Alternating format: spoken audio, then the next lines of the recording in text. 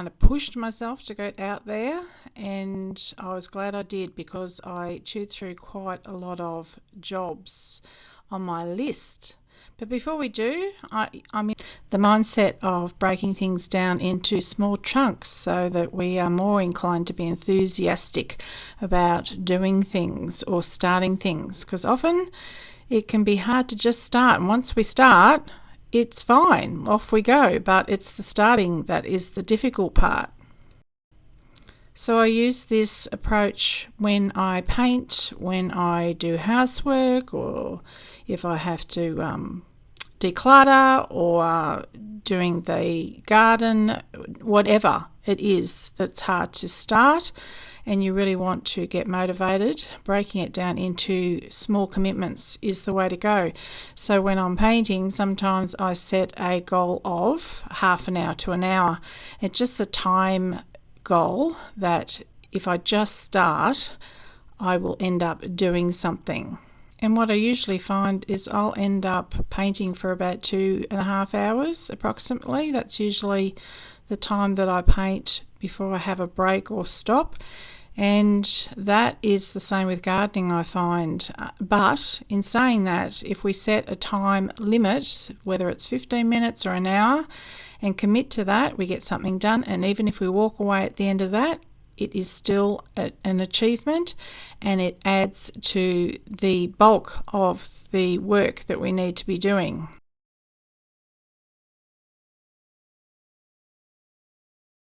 This day's list is something like this. I have all these things I've got to tend to. So this is a grapevine. I've only got one grape of it. I have grafted onto some other grapes with this, but there's some offcuts from pruning it back that I want to actually strike. This is some turmeric I need to plant. And this is a mystery thing that I think it's comfrey, but I'm not sure, so I'm going to put it in a pot and just see.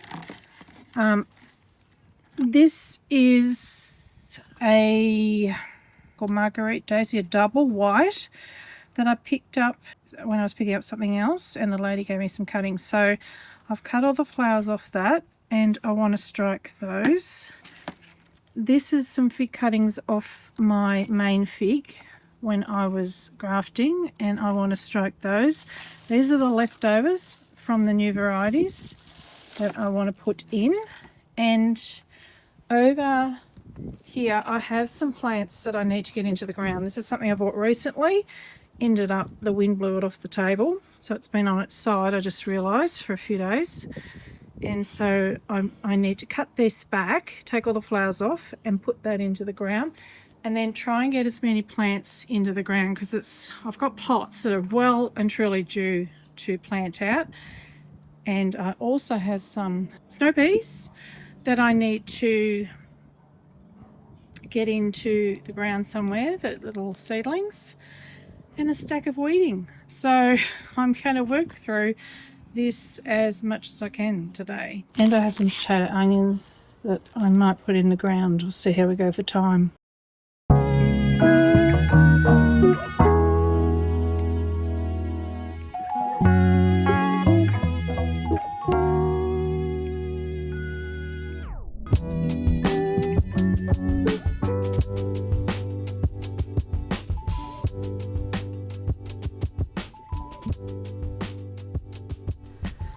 So I had a pot that didn't quite make it through with a tomato. I thought that was going to overwinter it. Somehow I have managed to, but that one didn't make it. So I'm reusing the pot, and it's got a bit of dynamic lifter in it. So I think there'll be plenty of nutrients in the pot to leave those cuttings in for a while. Not the cuttings need that much, but once it grows roots, if I forget about it, I know it's covered. It also has a calendula in it for no other reason than I think it just grew in there. I might have put it in, I don't remember. But yeah, pop them all in, and now we have all of those potential grapevines. If your soil is scarce, use the better soil for the chrysanthemums. Figs will root in just about anything, so they're not hard to strike. I put a little bit of good compost and that in these 3, which the new varieties are going into. And the one I've got an abundance on one plant anyhow, I'm going to just pop in there, which is just a mix of old potting mix and fresh compost and the garden soil that I brought in.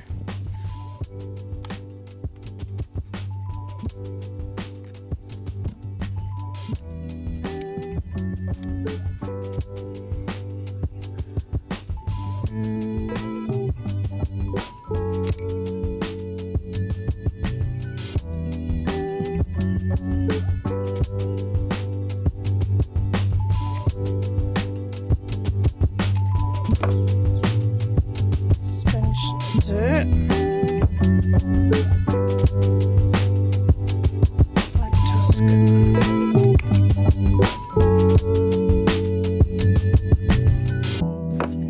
Black Tuscan. These ones, I'll have to check my video, so I'm not sure.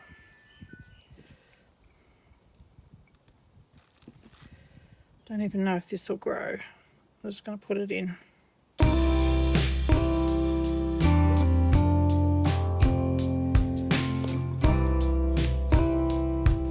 already budding up.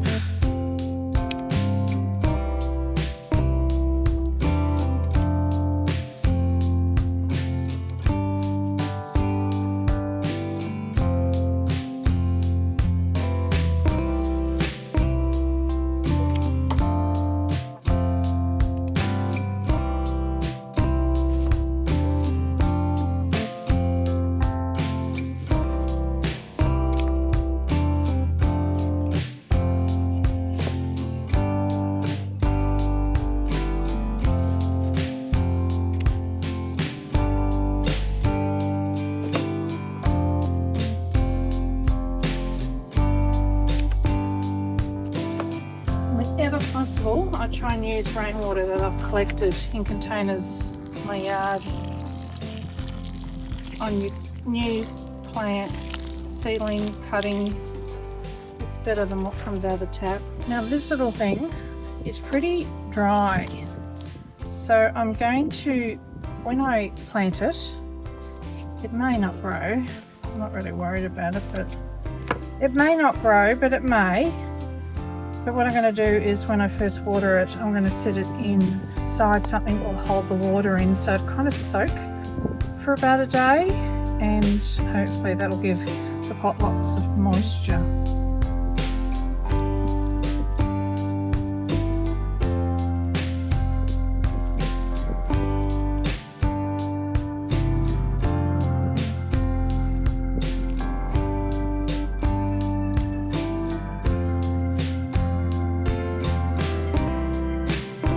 Again, clean the secateurs away from the plants. It's getting a bit windy. Okay. Now with this, you don't want hardwood, you want soft, new growth. Now this is not an ideal time for this because this is flowering, or was flowering, until I cut the flowers off. But it's the only opportunity I had for it, so that's what I'm doing. So I'm taking most of the leaves off here, making sure there is a little, I'll just scrape the side a little, just gently, and then cut most of it off like that. So the little plant, little cutting doesn't try and put energy into the top. And then ideally you start the hole with something else and then put it in, but I actually don't want to use a stick because who knows what could be on it for this. Just going to use one of the cuttings, this one.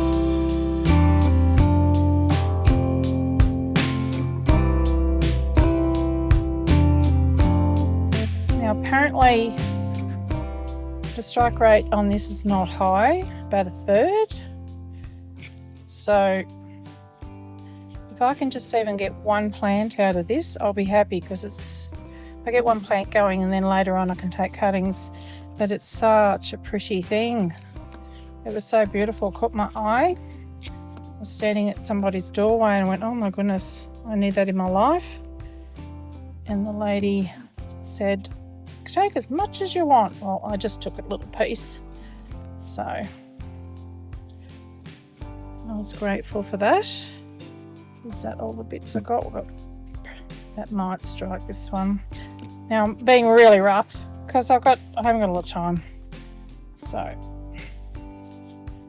let's go with that. I'm going to pack it in firm around the stems of it. And there we go. Another job done. Water it in and put that in the compost.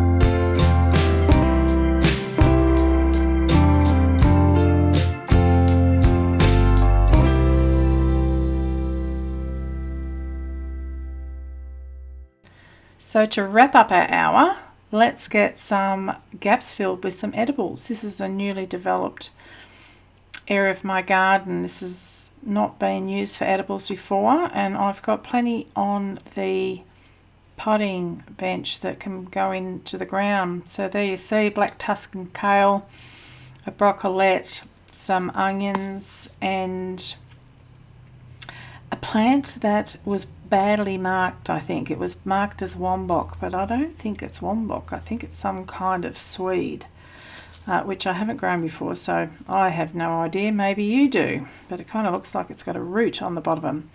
And it's probably too late to put it in the ground, but I'm going to do it anyhow, because otherwise it's just going to sit in the pot, isn't it, and probably not do much. So I'm popping these in here, and at a later date I'm going to add even more to this bed, because I like to have the soil covered, and I'd rather overplant than underplant. Now what was here before was a pomegranate that was quite a decent size, but it wasn't doing anything.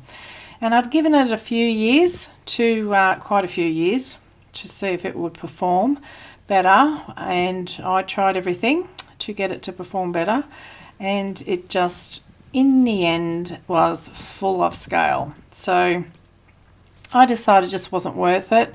I find pomegranates a bit fiddly, you know, when you eat it, to try and get the little seeds out and that. So sadly, I sacrificed it to put other things in there. You know, sometimes you put these things in and you have an ideal of what will be fantastic, and it turns out that it's just not practical. And this was the case for the pomegranate. So I'm filling up all these gaps. I cut the pomegranate down to the root. A little bit later, I saw it sprouting again. So I may in fact take the sprouted bit that's coming up, and I will put it in a pot and see if I can try it somewhere else maybe. But I wasn't going to move the plant that was there. And you can see I've cut it down to a stump. It will eventually be covered with mulch, and those roots can rot back into the soil and feed the soil. So I put about a dozen of the brown onions in this spot as well, and then I put 7 in a pot that had one of my new fruit trees in, a 3-way fruit tree, and I've just put them in the bottom of that. Maybe not the ideal thing to do, but I was just finding a temporary spot for it at the moment. So I'll just show you the end result now, rather than showing you all the planting, because you get the idea. And I just wanted to demonstrate and encourage you to spend a power hour in your garden. I'm trying to make it a little bit of a goal of mine to spend that time every morning. There's the onions in the pot, and there's the native in another part of my property. I've cut the flowers off and brought them inside, and I pulled some oxalis out of that same area while I was there, threw them in a bucket to make some weed tea, and I nipped off the top of some wombox that were going to seed. Planted too late. They may not grow, who knows, but it's worth a go. Isn't that cute? I love that little vase. So to finish the jobs off today, I put a camera in a jar in case it get rained on to find out who is making that hole in my garden. So what are you going to do for your power hour in your garden this week? I hope I've encouraged you to take the challenge to spend an hour each day and see what you can get done. Thanks for watching. Hope to see you next time. Bye for now.